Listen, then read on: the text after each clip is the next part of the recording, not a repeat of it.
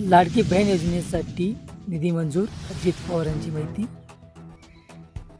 आंबेगाव तालुक्यातील पूर्व भागातील शेतकरी झाले हायटॅक. नगदी पिकावर ड्रोनद्वारे कीटकनाशक फवारणी करताना आपल्याला पाहायला मिळते.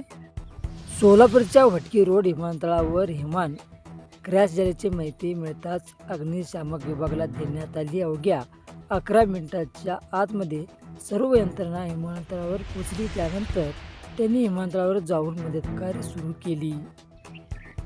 केंद्र सरकारने कृषी वनीकरणाला प्रोत्साहन देण्यासाठी आणि शेतकऱ्यांना उत्पन्न वाढवण्यासाठी एक महत्त्वपूर्ण निर्णय घेतलेला आहे.